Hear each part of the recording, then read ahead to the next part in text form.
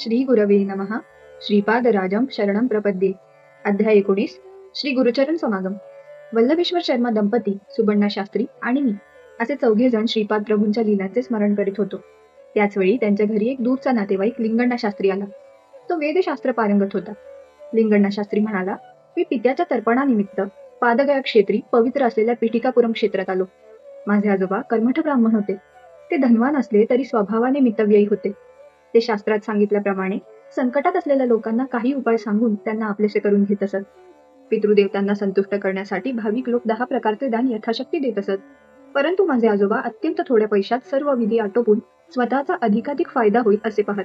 त्यांचा व्यवहार ब्राह्मण धर्माला साजेसा नव्हता. काही कालावधीनंतर वार्धक्याने त्यांचा मृत्यू झाला. माझे वडील सुद्धा माझ्या आजोबासारखेच होते. कालांतराने त्यांचा सुद्धा मृत्यू झाला. मी मात्र शास्त्रानुसार आणि माझ्या सामर्थ्यानुसार पितृदेवतांचे श्राद्ध तर्पण आदी कर्मे करीत असे. आमच्या घरी अकारण होणाऱ्या ग्रहकलहामुळे माझी मनःशांती नेहमी भंग पावत असे. परमशांत स्वभावाचे माझे आप्त मित्र आमच्या घरात पाऊल टाकताच रौद्र स्वरूप धारण करीत. याच वेळी माझी पत्नी रुसून आपल्या माहेरी गेली. माझा मुलगा, मुलगी, जावई या सर्वांनी माझा पदोपदी अपमान करून जीवन नकोसे केले होते. माझे जीवन नरकमय झाले होते. जीवनात धन असेल तर जीवन जगण्यात आनंद वाटतो, परंतु माझ्याकडे तर धन नव्हतेच, शिवाय गृहकलह. या सर्वांना कंटाळून मी आत्महत्या करण्याचा विचार केला. परंतु मरणानंतर पिशाच्य योनी प्राप्त होण्याची भीती वाटत होती. माझ्या मृत्यूनंतर माझी शास्त्रोक्त पद्धतीने अंत्यक्रिया होणार नाही हे निश्चित होते. एके दिवशी मी गोशाळेतील सर्व साफसफाईचे काम आटोपून जेवणासाठी येऊन बसलो. त्या दिवशी सुनेने विटलेले अन्न वाढून दिले. त्याला वास येत होता. त्यात थोडे किडे सुद्धा दिसले. गोशाळेतील कामाने मी अत्यंत थकून गेलो होतो आणि भुकेने डोळ्यात आसवे येत होती. माझी स्थिती फारच दयनीय झाली होती. माझे आप्त, सखे, पुत्र, कांता, कन्या हे खरेच माझे आहेत का? हा सारा मायाजाळ तर नाही ना? माझ्या मनात गोंधळ उडाला होता आणि विचारशक्ती कुंठित झाली होती. इतक्यात एका अवधूताने मला दर्शन दिले. करुणेचा महाप्रवाह त्यांच्या नेत्रातून ओसंडत होता. त्या करुणामूर्तीस पाहून मी लहान बालकासारखा त्यांच्याकडे धावत गेलो. ही व्यक्ती माझ्या चिरपरिचयाची असल्यासारखे मला वाटले. मी त्या अवधूतांच्या दिव्य चरणांवर डोके ठेवून नतमस्तक झालो. ते दिव्य चरण मी हृदयात स्थापित केले. अवधूतांनी थाळीतील अन्नास स्पर्श करून ते शुद्ध केले. परंतु ते बिटके अन्न अदृश्य होऊन त्या ठिकाणी हलवा नावाचा गोड पदार्थ आला. त्या थाळीतील थोडा हलवा अवधूतांनी खाल्ला आणि उरलेला मला प्रसाद म्हणून दिला. तो मी अत्यंत आनंदाने खाऊन तृप्तीची ढेकर दिली. त्या प्रसादाच्या सेवनाने माझ्यात नवीन शक्तीचा संचार झाल्यासारखे वाटले. अवधूतांनी नंतर मला एक पहार दिली व ईशान्य दिशेस खोदण्यास सांगितले. बराच मोठा खड्डा झाला. त्यात 2 कुत्र्यांचे अस्थिपंजर देह दिसले. अवधूतांनी त्या खड्ड्यात तांदळाची पेस्ट टाकण्यास सांगितली. त्यांच्या आदेशानुसार मी त्यात पेस्ट टाकून तो खड्डा बुजवून टाकला. त्यावर ते अवधूत म्हणाले, तुझी पिशाच्च्या बाधेपासून मुक्तता झाली आणि तुझ्या घराची आता स्थलशुद्धी झाली. आता तुला सर्व गोष्टी अनुकूल होतील. पादगयेप्रमाणे महिमा असलेल्या पिठिकापुरमहून तुला बोलावणे आले आहे. तू तत्काळ प्रवासाची तयारी कर. बाकी व्यवस्था मी पाहीन. आपण पिठिकापुरम येथे भेटू. अवधूतांच्या आदेशानुसार मी पिठिकापुरमला जाण्यास निघालो. घरी कोणाला सांगितले नाही. अगदी अंगावरील एका कपड्यानिशी निघालो. थोडे अंतर जाताच सायंकाळ झाली. एका आमराईत मी प्रवेश केला. तेथील यजमान नरसिंह अप्पा याने माझे यथोचित स्वागत केले. खाण्यासाठी आंबे आणि इतर गोड फळे दिली. ती खाल्ल्याने माझी भूक शांत झाली. त्या आमराईच्या यजमानाच्या विनंतीनुसार मी रात्री तेथेच मुक्काम केला. सकाळी स्नान संध्यादी आटोपून पुढे जाण्यास निघालो. तेव्हा नरसिंह अप्पाने मला आंबे एका वस्त्रात बांधून दिले. अवधूतांनी सांगितल्याप्रमाणे माझी खाण्याची व राहण्याची उत्तम सोय झाली होती. त्या अवधूताच्या लीलेचे मोठे आश्चर्य वाटत होते. त्यानंतर तो नरसिंह अप्पा मला म्हणाला, कालपासून माझ्या स्वप्नात एक अवधूत येत आहे. तो अवधूत मला म्हणाला, तुझ्याकडे उद्या एक सद्ब्राह्मण येईल. त्याचे उत्तम प्रकारे स्वागत करून जाताना त्याला वस्त्रदान आणि दक्षिणा सुद्धा दे. मार्गात खाण्यासाठी त्याला तुझ्या शेतातील आंबे दे. मला पडलेले स्वप्न आज खरे झाले. तुमची सेवा करण्याची संधी मला भाग्याने मिळाली व तुमचे दर्शन झाले. मी धन्य झालो. या घडलेल्या घटनेवरून मला असे नक्की वाटते की ते अवधूत साधीसुधी व्यक्ती नसून तो कोणीतरी दिव्य महापुरुष असावा. मी पुढच्या प्रवासास निघालो. नवीन वस्त्र धारण करून वेदस्मरण करीत चालत असताना मला माझ्या देहात विद्युत प्रवाह जोरात होत असल्याचा अनुभव आला. त्या विद्युत प्रवाहाने मला एका अनामिक सुखाची अनुभूती होत होती. माझ्यासोबत एक वेद पारंगत महापंडित चालत असल्याचा मला भास झाला. तो वेदातील सावित्री मंत्राचा उच्चार करीत होता. मी सुद्धा त्यांच्याबरोबर वेद म्हणत होतो. एवढ्यात तो म्हणाला, सावित्री वर्णन मुख्य मंत्र आहे. त्रेतायुगापासून भारद्वाज ऋषींनी सावित्री काटक चयन केले. ते सुद्धा पिठिकापुरम येथेच घडले. कधीतरी केलेले विधान आज सत्य होऊन पिठिकापुरम येथे श्री दत्तात्रय प्रभू श्रीपाद श्री वल्लभांच्या रूपात अवतरित झाले आहेत. वेद हे अपौरुषीय आणि ईश्वर निर्मित आहेत. वेद पठणाचा अधिकार ब्राह्मणांनाच आहे, परंतु वेदाध्ययन सर्व वर्णाच्या लोकांना करता येते. ब्राह्मण कृष्णाची भक्ती करीत, परंतु कृष्ण मात्र ब्राह्मणांचा सत्कार करून त्यांचे पाय धुवून ते पाणी आपल्या शिरावर प्रोक्षण करीत. तुला पिठिकापुरमहून बोलावणे आहे. तू किती भाग्यवान आहेस. तेव्हा मी म्हणालो, अहो महाराज, श्रीपाद वल्लभ कोण आहेत? त्यांचा महिमा मला वर्णन करून सांगाल काय? अरे बाबा, श्रीपादांचे दर्शन सर्व पापांचे क्षालन करणारे असते. ते साक्षात दत्तात्रय प्रभू आहेत. त्यांची जन्मभूमी पिठिकापुरम क्षेत्र आहे. पूर्वयुगात ज्या ज्या वेळी धर्माला ग्लानी आली, त्या त्यावेळी परमेश्वरांनी पृथ्वीवर मानवी अवतार घेऊन सज्जनांचे रक्षण आणि दुष्टांचे हनन केले. त्या काळी विष्णू दत्त आणि सुशीला हे एक पुण्यवान दंपती राहत होते. सुशीला एक साध्वी स्त्री असून आपल्या पातिव्रत्याने आणि साधना सामर्थ्याने ती सती अनुसूये समान होती. विष्णुदत्त एक अत्यंत विद्वान, आचार संपन्न, सच्चिन ब्राह्मण होता. त्याने आपल्या साधनेने आणि विद्वत्तेने अत्री ऋषीप्रमाणे स्थान प्राप्त केले होते. या उभय दाम्पत्यांनी सती अनुसूया आणि अत्री मुनीबरोबर तादात्म्य स्थिती प्राप्त करून घेतली होती. ही स्थिती निराकार असून नेत्रांना अगोचर असते.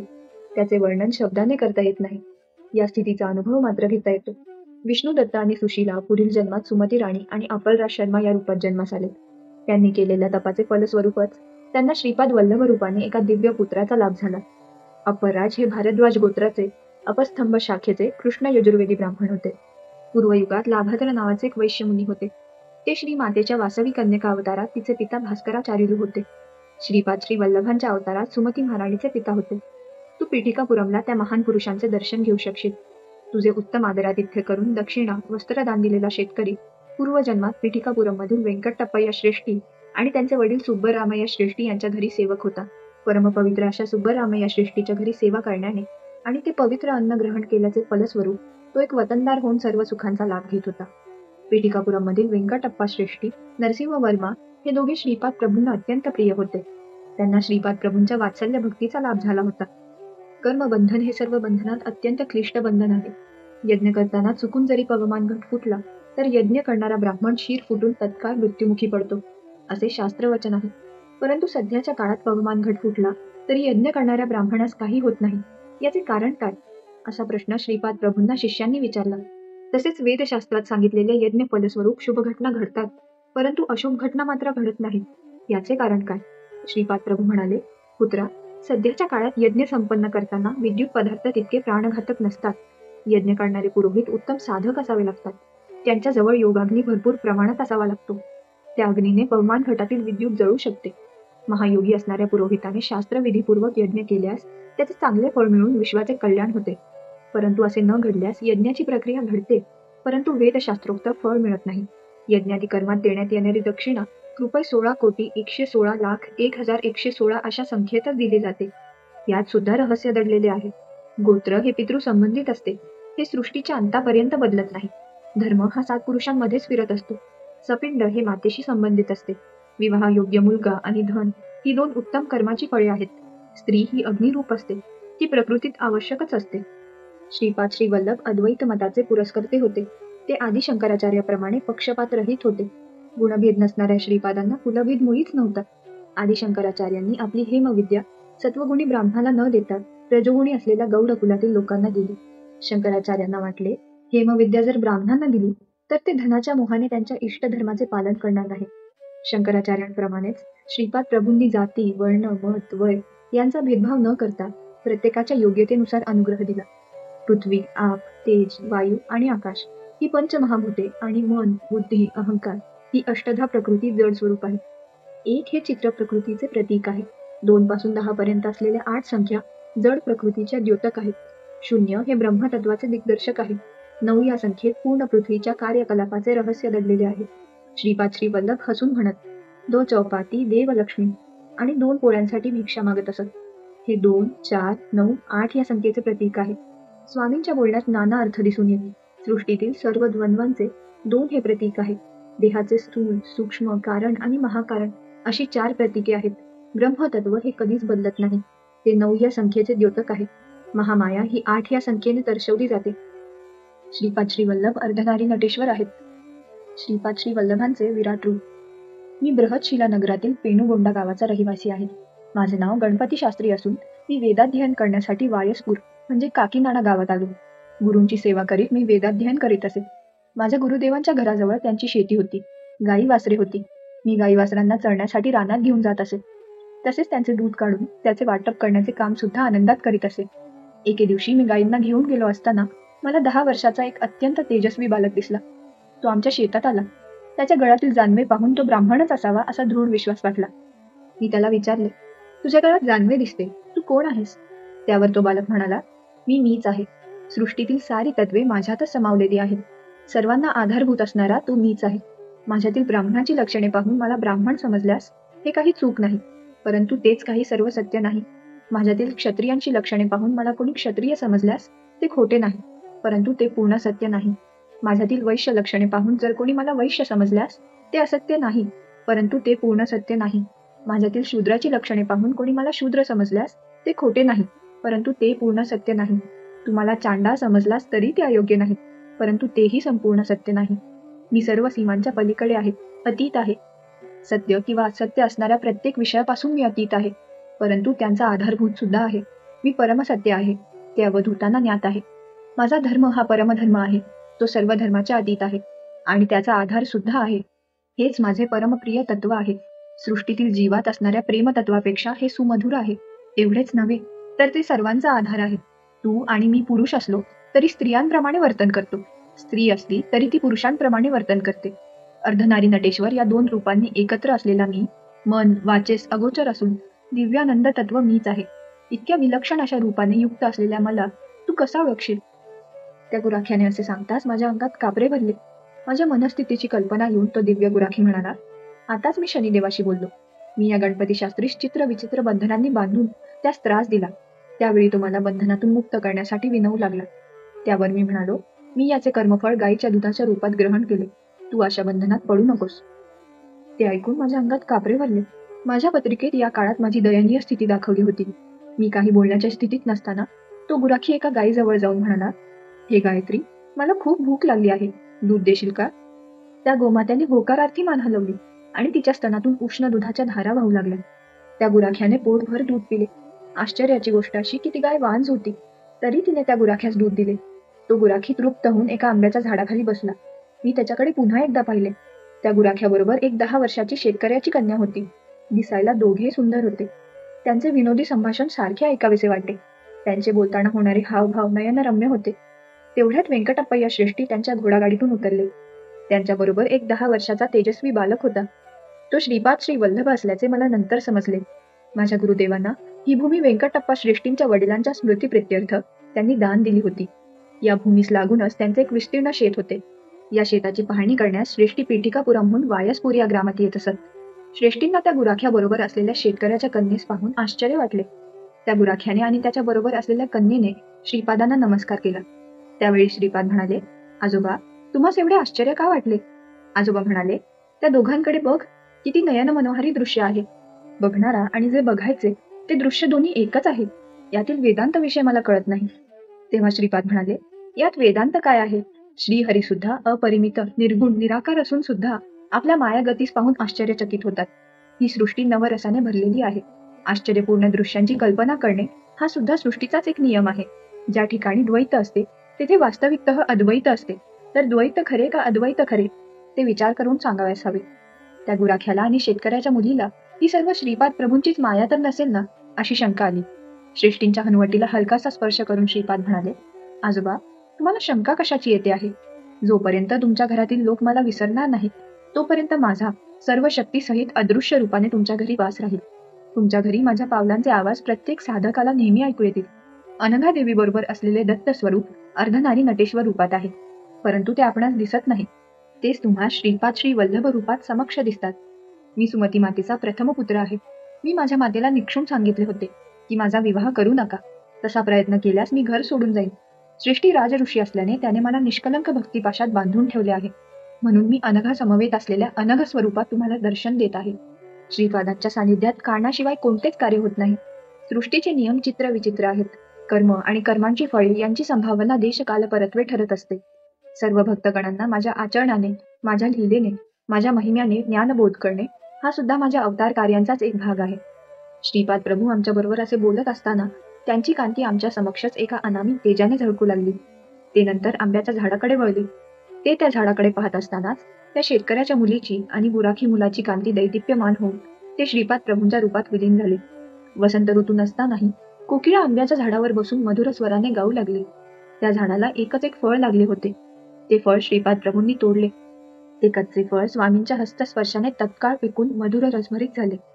ज्याप्रमाणे एक माता आपल्या शिशूस मोठ्या प्रेमभराने गोड पदार्थ भरवते, जेवणातील प्रत्येक पदार्थ शिशूने खावा म्हणून त्यास गाणे म्हणून गोष्टी सांगून भरवते, तितक्याच प्रेमाने श्रीपाद प्रभूंनी तो गोड आंबा श्रेष्ठींना खाऊ घातला. स्वामींच्या प्रेमपूर्ण स्पर्शाने श्रेष्ठींच्या डोळ्यातून आनंदाश्रू वाहू लागले. श्रीपाद स्वामींचे आपल्या भक्तावरील प्रेम सहस्त्र मातांच्या प्रेमापेक्षा श्रेष्ठ होते. त्यांच्या दिव्य नेत्रांमधून कारुण्य, प्रेम यांचा वर्षाव होत असताना ते साक्षात स्त्री शक्ती स्वरूपिणी अशा अनघा मातेसारखे वाटत होते. श्रीपाद प्रभूंनी तोडलेला आंबा त्यांच्या समोर एका आज्ञाकारी सेवकासारखा दिसत होता. श्रीपादाच्या ओंजळीतून थोडा वर उडाला, त्यावेळी त्यांची दिव्य कांतीच वर उडाल्याप्रमाणे वाटत होती. यावेळी श्रीपाद प्रभू म्हणाले, बी अगोदर असते का झाड अगोदर येते, असा निष्कारण वितंडवाद करीत लोक बसतात. या दोघांच्याही अगोदर एक शक्ती असते, ती म्हणजे ईश्वर. त्याच्या संकल्पानुसार बी पासून झाड किंवा झाडापासून बी निर्माण होत असते. त्याच्या अमोघ अशा संकल्पाची कल्पना कोणीच करू शकत नाही. मालिन्याने उदासीन झालेल्या जीवास परमात्मा आपल्याकडे बोलावित असतो. मालिन्यरहित जीव त्या ईश्वरी शक्तीस थांबवून ठेवतो. परमात्म्यात विलीन झालेला जीवात्मा सुपीक जमिनीत पेरलेल्या बीप्रमाणे असतो. अशा जीवात्म्याला सृष्टीचक्रात येण्यापासून कोणी अडवू शकत नाही. परमेश्वराच्या इच्छेनुसार त्याला शरण आलेला जीव कारण देह घेऊन पुनर्जन्म घेतात व दैवी कार्य संपन्न करतात. हे कार्य झाल्यावर ते पुनरपी परमात्मा स्वरूपात विलीन होतात. असे हे जीव परमात्माच्या अत्यंत समीप राहून अत्युच्च आनंदाचा लाभ घेतात. जीवात्मा आणि परमात्मा यात भेदभाव करणारे जीव सुद्धा कारण देह प्राप्त करून दैवी कार्य संपन्न करतात, परंतु त्यांच्या स्थितीत बदल होत नाही. द्वैत, विशिष्ट अद्वैत किंवा अद्वैत स्थिती मांडणाऱ्या लोकांची एखादी मनोकामना पूर्ण होते. त्यामुळे सर्वसामान्य लोकांना द्वैत श्रेष्ठ का विशिष्ट अद्वैत श्रेष्ठ का अद्वैत श्रेष्ठ असा संभ्रम पडतो. सृष्टी, स्थिती आणि लय या क्रिया प्रतिक्षणी घडतच असतात. ब्रह्मा, विष्णू आणि महेश हे तिघे आपापल्या कल्पांतात अव्यक्त स्वरूपात असतात. ते परमेश्वराच्या महासंकल्पास अनुसरून व्यक्त साकार रूपात येऊन नवीन स्वरूपात निर्माण केलेल्या ब्रह्मांडात सृष्टीची उत्पत्ती करतात. जीवांना आपापल्या संस्कार आणि योग्यतेनुसार विश्वपालनाच्या कार्यात हातभार लावावा लागतो. या कार्यात त्यांना दैवी शक्तींची मदत होत असते. या दैवी शक्तींना विरोध करणाऱ्या अनेक राक्षसी शक्ती सुद्धा असतात. यवन लोक सगुण रूपात असलेल्या निराकार देवाला अल्ला असे संबोधतात, तर ईसाई लोक त्यालाच येशू असे म्हणतात. संबोधन कोणत्याही नावाने केले तरी सर्वांमध्ये एकच आदरणीय, प्रेमळ, करुणायुक्त असे दिव्य चैतन्य प्रवाहित होत असते. सर्व धर्मात, सर्व मतात, सर्व सिद्धांतात स्वयंप्रकाशाने चमकणारे मूळ तत्व मीच आहे. प्रत्येक जीवाच्या इच्छा, आकांक्षा यांना अनुसरून त्या मार्गाने त्या स्थितीला अनुसरून चालवणारा मीच आहे. मी सर्व तंत्रामध्ये स्वतंत्र असल्याने मला साध्य अथवा असाध्य असे कोणतेच विधान नाही. सर्व देवदेवतांच्या स्वरूपात अंतर्हित जाज्वल्याने प्रकाशित होणारा मीच आहे. त्यामुळे त्या स्वरूपाद्वारे पूजा, स्तोत्र या सर्व उपचारांचा स्वीकार करणारा मीच आहे. सर्वांना बोध करणारा मीच आहे. कलिपुरुष अंतर्धान पावल्यानंतर सर्व मतातील सार असलेला सनातन धर्म म्हणजे माझेच स्वरूप आहे असे ज्ञान उदयास येईल. त्यावेळी साधक बहिर्मुखाने किंवा अंतर्मुखाने माझे सदैव दर्शन घेतील. त्यांच्याशी प्रेमळपणाने संवाद साधणारा मीच आहे. वेदांतात सुद्धा प्रथम सत्य, नंतर ज्ञान आणि त्यानंतर ब्रह्म असे वर्णन आहे. मीच तिन्ही सत्य, ज्ञान आणि ब्रह्म स्वरूप आहे. नास्तिकांना देव नाही असे सांगणारा मीच आहे. आस्तिकांना देव आहे याची साक्ष मीच देतो. समस्त गुरुस्वरूप माझेच आहे. सत्यलोक, सत्यनाम, गोलोक, महाशून्यातील समस्त साधना स्थितीत स्वयंप्रकाशित प्रकाशमान असा मीच आहे. जो साधक माझी निर्मल भावभक्तीने आराधना करतो, जीवनाचा सारा भार माझ्यावर सोपवून मला अनन्य भावाने शरण येतो, त्याचा योगक्षेम मी नेहमीच चालवतो. मी श्रीपाद आहे. मी श्री वल्लभ आहे. आजोबा, तेव्हाचा अतिप्राचीन असा योगी अत्री अनुसूयानंदन आज श्रीपाद श्री वल्लभ आहे. भारद्वाज मुनींना दिलेल्या वचनानुसार मी पीठिकापुरम या क्षेत्री अवतार घेतला आहे. श्री व्यंकटप्पय्या श्रेष्ठी यांच्या नेत्रातून आनंदाश्रूंचा पूर ओसंडून वाहू लागला. त्यांनी श्रीपाद प्रभूंना गाढ आलिंगन दिले. त्यांना झालेल्या आत्मानुभूतीचे वर्णन शब्दांकित करणे केवळ अशक्य होते. थोडा वेळ थांबल्यानंतर ते सहज स्थितीत आले आणि श्रीपादांना म्हणाले, अरे बाळा श्रीपादा, आमच्या वंशावर तुझी अशीच सदैव कृपा असू दे. आमच्या सर्व गोत्रजांवर तुझा अनुग्रह असू दे. आमच्या आर्य वैश्य कुळावर तुझी छत्रछाया सर्वदा असू दे. त्यावर श्रीपाद प्रभू म्हणाले, तथास्तु. ब्राह्मणाला 1 वर मागण्याचा अधिकार आहे, क्षत्रियांना 2 वर मागण्याचा, वैश्यांना 3 वर मागण्याचा, तर शूद्रांना 4 वर मागण्याचा अधिकार आहे. 33 कोटी देवांच्या साक्षीने मी वरदान करीत आहे. बापाला चारिलूच्या घरात ज्या ठिकाणी माझा जन्म झाला त्या स्थानी श्रीपाद श्री वल्लभ महासंस्थान उभारले जाईल. हे महासंस्थान तुमच्या घरापासून 33 पावलाच्या अंतरावर असेल. तसेच ते श्री बापनाचारी लूच्या व श्री नरसिंह वर्मा यांच्या घरापासून सुद्धा 33 पावलांच्या अंतरावरच असेल. तुमच्या वंशातील 33व्या पिढीतील व्यक्तीस निमित्त मात्र करून माझ्या संस्थानाची निर्मिती करून सर्व व्यवस्था मीच पाहणार आहे. तुमच्या वंशातील मार्कंडेय नावाच्या पुरुषास या संबंधी मी आदेश देणार आहे. तो असा: त्याने गुरुवारी मध्यान्ह काळी कोणत्याही एका रूपात येऊन मला नैवेद्यासाठी केलेल्या पदार्थाचा थोडा भाग स्वीकारावा. यामुळे मार्कंडेय गोत्रात जन्मलेल्या सर्वांवर माझा सदोदित अभयहस्त राहील. त्यांची सदैव उन्नती होत राहील. तू इच्छिल्याप्रमाणे आर्यवंशावर सर्वदा माझी कृपादृष्टी राहील. आर्यवंशीयांना राज्याधिकार मिळतील. भविष्यात आर्यवंशी भारताचा राजा होईल आणि विधी लिखितानुसार तो पीठिकापुरमला येईल. त्याला माझा अनुग्रह प्राप्त होईल. नेपाळ राज्यातून असंख्य भक्तगण पीठिकापुरमला माझ्या दर्शनासाठी येतील. हे माझे वक्तव्य काळ्या दगडावरील रेघेप्रमाणे आहे. सृष्टीतील कोणताही प्राणी त्याला असत्य ठरवू शकणार नाही. आजोबा, कालांतराने माझ्या या जन्मभूमीवर बरीच परिवर्तने घडतील. या स्थानाच्या नूतनीकरणात भूमीतून 2 मै पात्र मिळेल. पीठिकापुरम या क्षेत्री निर्माण होणाऱ्या महासंस्थानाच्या देवकार्याला धनसेवा करण्याचे भाग्य केवळ पूर्व सुकृतानेच लाभते. आर्यवंश कुलातील एखाद्या भाग्यवान व्यक्तीलाच धनसहाय्य करण्याचे महाभाग्य लाभणार आहे. त्याच्याकडून हे देवकार्य घडून येणार आहे. अविश्वासू अहंकारी लोक प्रत्येक वेळी तुला मदत मागून तुला महत्त्व देतील. माझे चरित्र पारायण करणाऱ्यांना अभिष्ट सिद्धी प्राप्त होतील. पीठिकापुरम या क्षेत्रातील माझ्या संस्थानाशी संबंधित कोणत्याही सत्कार्यात सहभागी होणाऱ्या भक्तांना मी सर्व बंधनातून मुक्त करीन. पीठिकापुरम क्षेत्री माझ्या चित्रा या जन्म नक्षत्रावर जो श्रद्धेने माझी अर्चना करील त्याला मी ऋणानुबंधनातून मुक्त करीन. कुमारिकांना सुयोग्य वर मिळून त्यांचे विवाह संपन्न होतील असा माझा आशीर्वाद आहे. भूत प्रेत पिशाच्यादी अदृश्य शक्तीपासून झालेल्या व्यथा मी दूर करीन. श्रावण शुद्ध पौर्णिमेस माझी बहीण वासवी कन्यका हिने मला राखी बांधली. तो पुण्य दिवस आहे. या दिवशी पीठिकापुरम क्षेत्रात माझ्या सानिध्यात जो साधक येईल त्याच्या भाग्यात चित्रगुप्ताकडून महापुण्य लिहिले जाईल. या सर्वांना मी स्वतः प्रमाण आहे. माझ्या लीला स्वयं प्रमाण आहेत. सूर्याने सूर्याची साक्ष कशी द्यावी? श्रीपाद प्रभूंच्या या वक्तव्याने सारे जण अत्यंत भारावून गेले. त्यांच्या लीलांचे वर्णन करणे महाकठीण आहे. दुसऱ्या दिवशी मी, वल्लभेश्वर शर्मा दंपती, सुबर्णा शास्त्री, लिंगण्णा शास्त्री श्रीपाद प्रभूंच्या दर्शनासाठी कुरुगड्डीला निघालो. श्रीपादांनी आम्हाला पुन्हा एकदा आशीर्वाद दिला आणि सुहास्य वदनाने ते म्हणाले, आहा हा, काय ही चर्चा रंगली. श्रीपाद श्री वल्लभ संस्थानाचे वर्णन करण्यात खूप वेळ गेला. मल्लादी यांचे ऋण, व्यंकटप्पय्या यांचे ऋण, श्रेष्ठी यांचे ऋण तसेच वत्सवाई यांचे ऋण कधीच फेडता येणार नाही असे सांगून स्वामींनी मौन मुद्रा धारण केली. श्रीपाद श्री वल्लभांचा जय जयकार असो.